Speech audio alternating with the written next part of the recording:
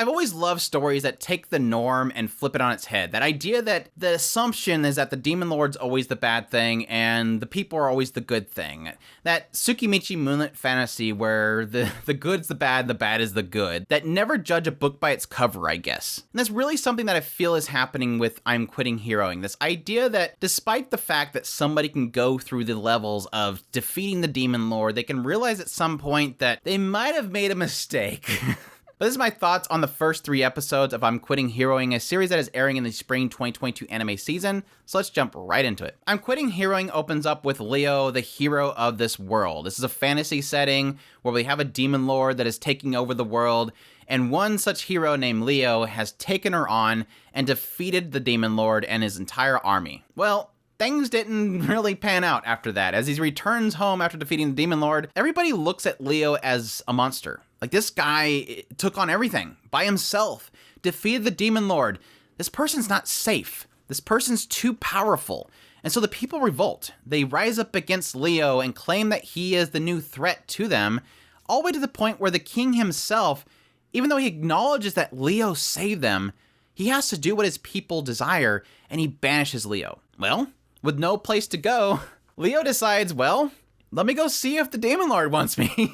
Because that's obviously where you want to go. But yes, because mankind has rejected Leo, Leo decides, well, I guess I'll go to the one place that I could possibly be accepted. He goes before Ekidona, the demon lord of the world that he once defeated, and says, can you hire me? I'm looking for a job. He applies to become a part of the Demon Lord's army. Obviously, Demon Lord's not too happy. She's pretty mad. Like, why? What gall do you have? And quickly rejects him, but He later on kind of gets with the generals of the Demon Lord off the side and says, look, I got nowhere else to go. I want to help you guys rebuild.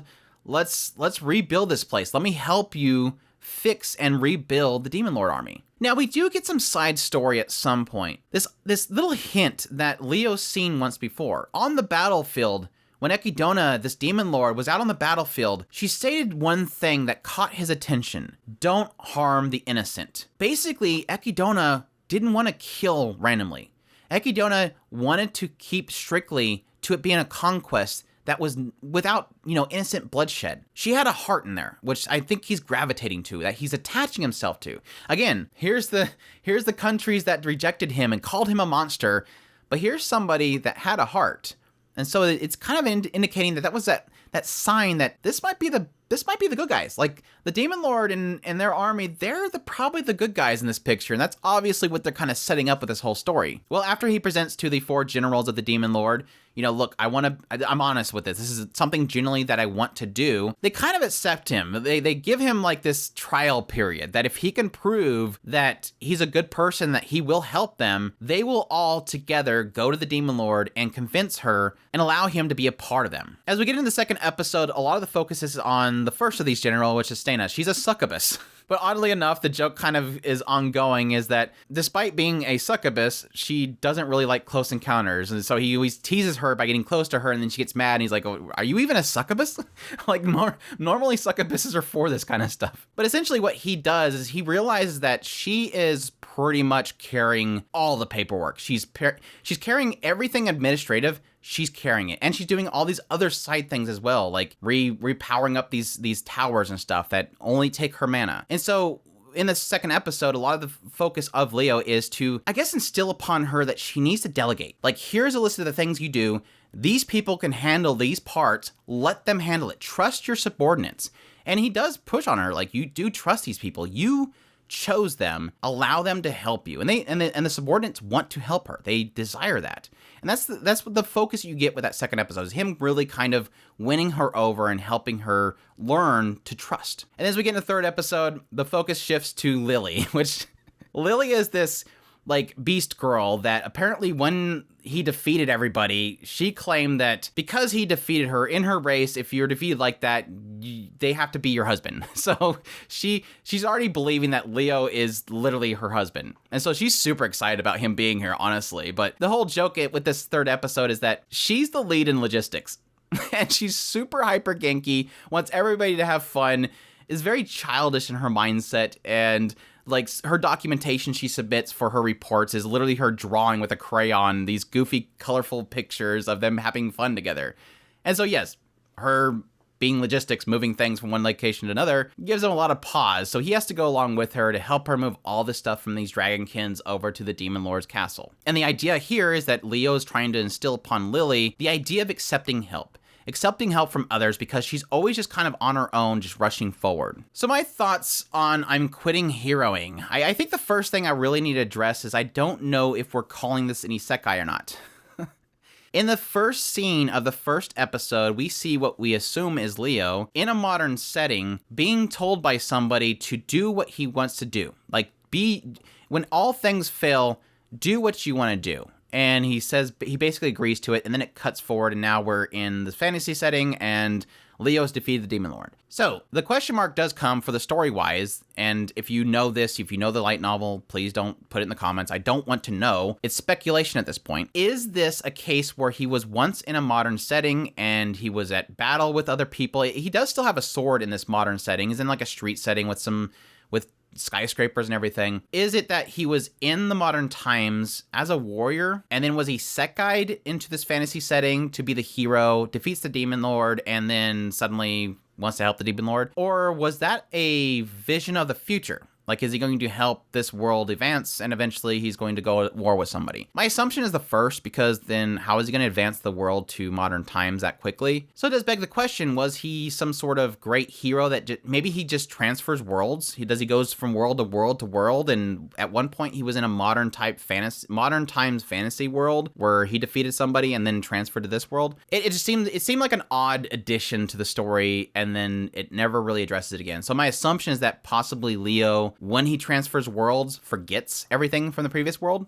And maybe later on something's going to trigger to remind him of this previous world. But putting that aside, that's just speculation at this point. The rest of the show, the other, full 3 episodes minus a minute, I like it so far. I am enjoying this show. This is a very much so, like I mentioned earlier, it's kind of one of those things where things aren't quite what they seem. And I think what they're really quickly trying to establish with these first 3 episodes is that kind of like the Tsukimichi Moonlit fantasy concept, where the bad guys are seemingly the good guys and the good guys are seemingly the bad guys. That Ekidona seems to be a good person. She cherishes her people. She doesn't want to harm innocents of their opponents. She doesn't have this mindset of being against other races. They already have established that the humans turned on the Dragonkins and persecuted them. So nothing about the humans so far, or the non-Demon Lord army, seem like good people. Everything points to the Demon Lord being the good guy of this world, despite the fact that you always assume the Demon Lord's bad, that she's invading the humans. It gives this idea that she's trying to stop something, that there's something bad in this world and she's trying to stop it, and Leo came across and destroyed them. But now she has the opportunity, but she doesn't want to accept it at this point, to have that power for her own self, and Leo being able to help them possibly overcome the humans and possibly be able to do what she originally wanted to do. And I'm interested in that. I do like that concept, and I do like these characters so far. Again, like I mentioned earlier, the whole idea so far with these first 3 episodes is him gaining favor of each of these generals, to find what is they're dealing with to help rebuild the Demon Lord's army and help them find remedies for their situation. Again, Steina having way too much stuff on her plate and delegating. Lily being way too childish and needing to at least mature a little bit and accept help from others. And I'm sure they'll get into that more with the other characters. You have, again, the Dragonkin Edwald, and you have this assassin Melanus. I mean, these 2 other characters could possibly have something that they're doing on the side that they need help with, I guess, either delegating or doing properly, that he could possibly help them with. And so far, I like the characters. It's this great cast of characters that have really great personalities, and again, their own little quirks that he has to kind of work with in order to help them out with their situation. It's a very surface level character study with each one of these characters, what they're dealing with, and how he can help resolve their issues, mixed in with some really cute little moments, some funny moments, that really do kind of keep the pace going forward, with a lot of the overarching story being sprinkled in a way that I didn't feel like it was obtrusive. I would say that you should keep in mind this isn't like a high-action fantasy show. I think that a lot of the focus on the show is about a nice, comfortable mixture of build-a-nation and comedic beats and character moments. It is really trying to balance the 2 of them so that one doesn't feel too heavy over the other. Leo's gaining trust of the generals is a lot to do with how they handle situations in rebuilding this nation, so keep that in mind coming into it. It's not going to be your typical high fantasy show. But I am looking forward to more. I am enjoying the series. I'm not saying it's going to be like the greatest show of the season, but so far it looks very promising to me, and I'll definitely be continuing to watch the series. But if any of that sounds interesting to you, definitely check it out. I hope you guys enjoyed my first impressions of I'm Quitting Heroing. If you did, hit that like button down below. Comment, let me know what you thought of the series if you're going to be checking it out. Additionally, if you have not already, make sure to subscribe to the channel. I do coverage of all the anime of the season, as well as doing episode by episode impressions of select shows, as well as doing news coverage, top lists, topic videos. If it's anime, it's pretty much here. Additionally, if you want to support us more, we have a link to our Patreon and our tips link in the description below. We definitely appreciate everybody that supports us, and y'all take care.